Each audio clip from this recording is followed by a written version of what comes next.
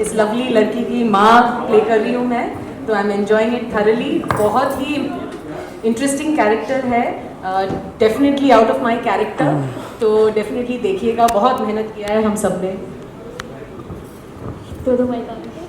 हाय, मेरा नाम सिमरन सिंह है और मैं तो उसी नैना मिलाई के सीज़न 2 में पीहू का किरदार कर रही हूँ।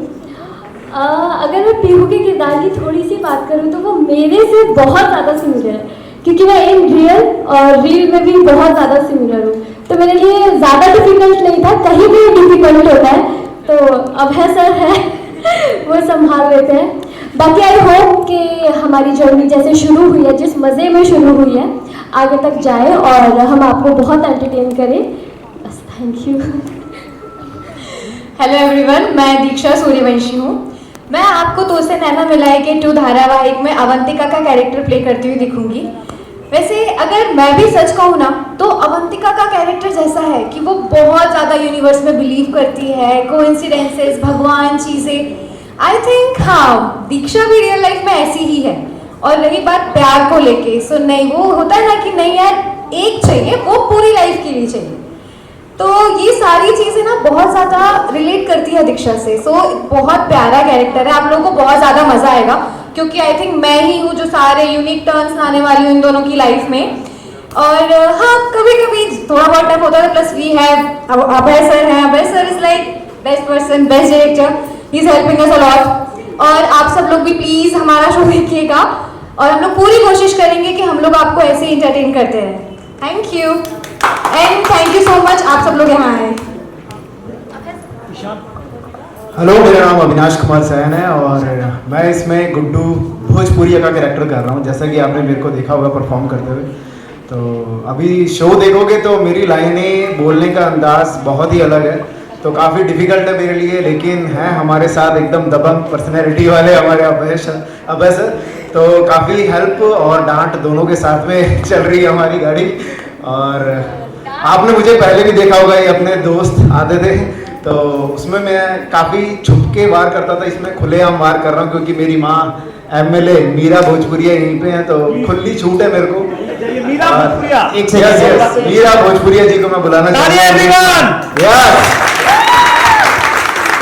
एक और इंसान को मैं बुलाना चाहूँगा, मेरी माँ वसुंधरा देवी। तो मेरी इतनी दबंग माँ है कि इनकी वजह से मुझे खुली छूट है कि मैं कुछ भी कर सकता हूँ शहर में। गज्जा कैसा लगा फंक्शन? ठीक ठाक, सब ठीक ठाक। ए लल्ला, क्या लिखेंगे हमारे बारे में? सो अच्छा है ऐसा लिखो, वरना इसको बोल देंगे बैक स्टेज पे लेकर जाके, समझ लेना। गज्जा तो कैरेक्टर तो आपको पता चल ही गया होगा। सबके लिए लैंग्वेज बहुत डिफिकल्ट है, लेकिन कुछ ना कुछ करके चला रहे काम। एंड आई होप कि जो हम लोग नहीं है वो कैरेक्टर प्ले कर रहे हैं, आई होप सबको अच्छा लगे। और एक बार बोलिए ना, गजब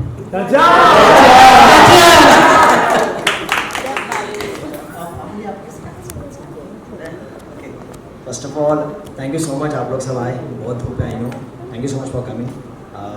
मैं हूँ करण खंडेलवाल, आप लोगों ने मुझे अलग अलग कैरेक्टर में देखा होगा। मेरे लिए ये कैरेक्टर बहुत ही अलग है, because I am playing SDM Ishaan Sharma, जो रियल लाइफ से मेरे इमोशंस के अलावा बाकी सब कुछ काफ़ी अलग है। मैं इतने रूल्स फॉलो नहीं करता, इसमें काफ़ी रूल्स फॉलो करने पड़ रहे हैं। तो मैं आप सबको ये कहना चाहूँगा कि प्लीज़ हमारा शो देखिएगा, जितना प्यार आपने सीज़न 1 को दिया है उतना ही प्यार हमें भी दीजिएगा। काफ़ी मेहनत कर रहे हैं, दिन रात ही लगे हुए सब। जैसे कि सबने बताया कि हमारे सर, मैं एक बार उनको बुलाना चाहूँगा स्टेज पे, सर आइए ना प्लीज़। इन्होंने हमारे पीछे बहुत मेहनत की है, चाहूँगी हमारे सर है, सर ने बहुत मेहनत की है। और प्लीज़ शो हमारा देखिएगा, ये मेरा 10वां शो है। मैं 12 साल से इस इंडस्ट्री में हूँ। I have always played negative character, ये पहली बार है जो मैं लीड प्ले कर रहा हूँ, तो प्लीज़ आप ढेर सारा प्यार दीजिएगा हमारे शो को, जैसे नैना मिलाई के सीज़न को।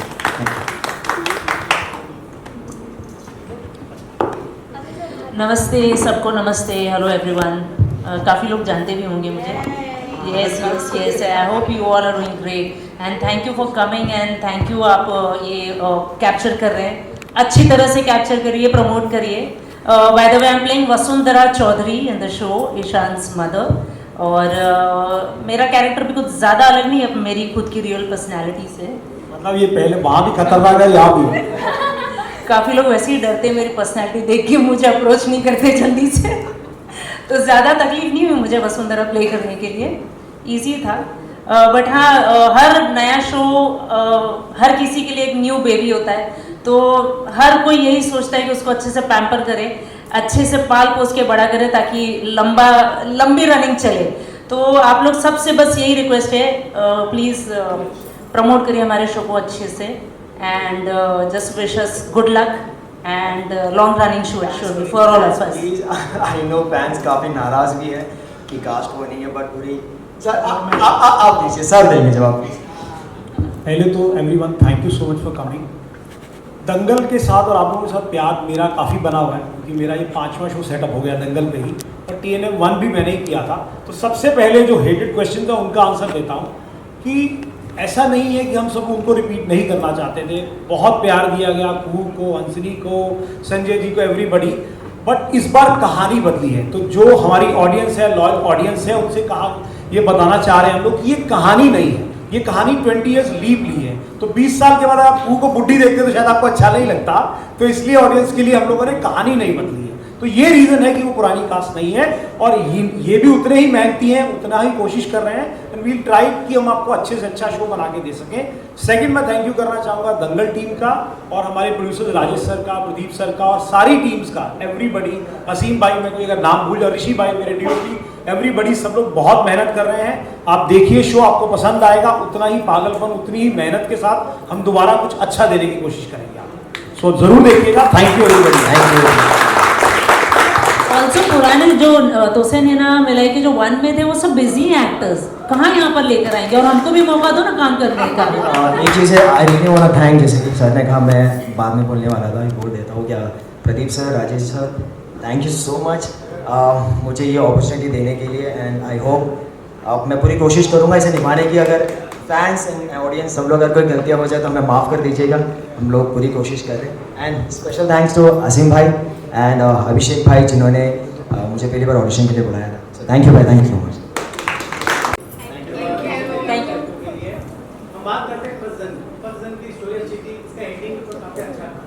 तो सीजन 2 में जो फर्स्ट जन का स्टोरी वो भी कंटिन्यू है, कहानी कुछ बदलाव है? नहीं, कहानी में बदलाव है. जैसा कि मैंने बोला, कहानी 20 साल लीप ली है, 20 ईयर्स लीप ली है. मुनिया टोला से शुरू हुई है. मुनिया टोला बेसिकली TNM 1 क्या था, तो उसे नैना 1 जिन लोगों ने नहीं देखा उनको मैं एक बेसिक एक्सप्लेनेशन देता हूँ कि एक मुनिया टोला गांव है जहाँ पे लोग जाते हैं लड़कियाँ खरीदने के लिए, उनको शादी की जाती है, मुनिया दान बोला जाता है. लेकिन ये प्रथा प्रतिभा जी ने, जो ये कैरेक्टर प्ले कर रही है, इनकी मेहनत से इन्होंने कोशिश की है कि 20 साल बाद आज ये प्रथा खत्म हो गई है. लेकिन वो वहाँ के जो रूढ़िवादी लोग हैं, जो रिच लोग हैं, जो स्पॉइल्ड ब्रैट्स हैं, जैसे कि हमारे गुड्डू भैया और गज्जब मैडम हैं, तो ये लोग मानते हैं कि ये लड़कियां, जिस परिवार की लड़कियां मुनिया टोला के लिए ही बनी हैं. तो कहानी में ये दोनों कोशिश कर रही हैं कि ये रीत, ये जो कुप्रथा है, खत्म हो सके, ये लोग चाह रहे हो. और बीच में ये हमारे कैरेक्टर्स क्या करते हैं, this is the new story. This is second season 2. Any other questions guys? और कोई सवाल? सीजन 1 में जो ये कैरेक्टर एक ब्लैक थी और एक खूबसूरत थी, इसमें ऐसा क्यों नहीं हुआ कि सीजन 2 में दोनों भी? इसमें भी डिफरेंस है ना, इसमें भी डिफरेंस है ना, एक देहाती है और एक मॉडर्न है. मैं कुछ कहना चाहूँगा कि ब्लैक व्हाइट ऐसा कुछ होता नहीं, नहीं, वो भी बहुत खूबसूरत है. See, वो तो कहानी आपने देख ली है. इसलिए कहना चाहूँगा, दे वर ब्यूटीफुल एक्टर. मैंने उनका काम देखा है, एंड वो काम देखने के बाद ऐसा लग रहा है कि हमारे ऊपर रिस्पॉन्सिबिलिटीज और बढ़ गई है, हमें और बहुत ज़्यादा मेहनत करनी है. तो I really want to thank them for doing such a beautiful performance. See, काली गोरी का आपका पॉइंट ऑफ व्यू करेक्ट है, but I am coming to the point कि अगर हम वही कहानी आपको वापस दिखाएंगे तो आपको ऑडियंस बोलेगी अरे इन्होंने स्टोरी राइटर ने मेहनत ही नहीं की है. तो आपको नई कहानी नई मेहनत से दिखाते हैं ना, वो उस मोनोटोनस स्टोरी देख के क्या मजा आएगा आपको. मैं फिर काली गोरी हम लोग ले आते हैं, पर आपको मजा ही नहीं आता कहानी में. अभी आइडियोलॉजी की लड़ाई है अभी, तो फिजिकल अपीयरेंस की लड़ाई नहीं है, आइडियोलॉजी और सोच है लोगों की जो डिफरेंस है. और हाँ, And this show is more of a love story. It's a triangle love story. ये 3 लोगों की प्रेम कहानी पे है, उसमें ज्यादा हम लोग बुनियादान पे फोकस कर रहे थे, more of a love story for youth. Basically जो जेंजी हैं, हम चाहते हैं कि इनको फॉलो करें, उनके कैरेक्टर्स को प्यार करें।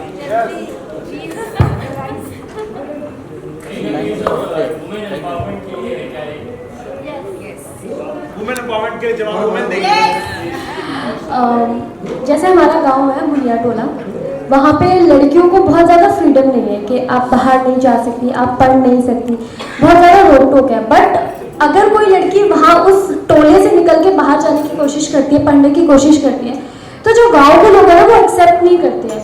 मतलब ये तो मुनियादान वाला टोला है और ये वो, तो कैसे ये स्टोरी एक लड़की पूरा फाइट करती है, पूरे गांव से फाइट करती है, वहाँ के जितने भी पावरफुल लोग हैं उनसे फाइट करती है और अपनी लाइफ बनाने के लिए वहाँ से बाहर निकलती है। बाकी तो आपको शो देखना पड़ेगा। तो यस, ये वुमेन एम्पावरमेंट के ऊपर ही है कि लड़की भी कर सकती है, अकेले पढ़ सकती है।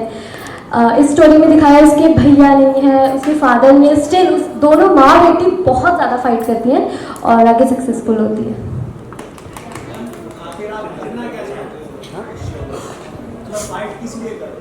फाइट बेसिकली ये है, जो पीहू है वो गांव की चीज़ों को एक्सेप्ट नहीं करती है। एक प्रथा थी बुनियादान, जहाँ पे लड़कियों को शादी करवा के लोग आते थे, ले जाते थे और बदले में घर वालों को पैसे देते थे। तो बेसिकली ये लड़कियों को दान कर देते थे शादी के लिए, और लड़का बड़ी उम्र का हो वो कुछ नहीं देखते थे। तो अभी पीहू की लड़ाई है, उसको ये शादी नहीं करनी है। उसके ऊपर जो कलंक लगा है बुनिया टोला का कि इसकी माँ भी ऐसी है, ये भी ही ऐसी होगी, तो उसको वो चीज़ एक्सेप्ट नहीं है। उसको वो सब छोड़ के आगे लाइफ में बढ़ना है, पढ़ना है, तो उसकी लड़ाई ये है। आपसे तो एसडीएम साहब शादी करते हैं, आप उससे भी कुछ नहीं होती है। आपको आगे शो देखना पड़ेगा, सारी कहानी अगर आप यही बता देंगे तो ऑडियंस को यही तो ट्विस्ट है ना कि एसडीएम से शादी क्यों हुई, आगे क्या होगा, अभी ये तो बता दूंगी तो फिर आप शो कैसे देखोगे ना। एसडीएम ने शादी कर ली, उससे ज्यादा तो क्या चाहिए आपको? वही तो लड़ाई है ना, उसको किसी की पहचान नहीं चाहिए, उसको खुद का चाहिए। अभी आपके साथी ने क्वेश्चन किया था वुमेन एम्पावरमेंट। लड़की का किसी बड़े आदमी से शादी करने ला उसकी जर्नी का एंड नहीं होता है, उसकी अपनी एक जर्नी होगी। वो उस जर्नी में उसको पसंद नहीं है, एसडीएम है, दैट डजंट मीन कि वो उससे प्यार करने ही लग जाए।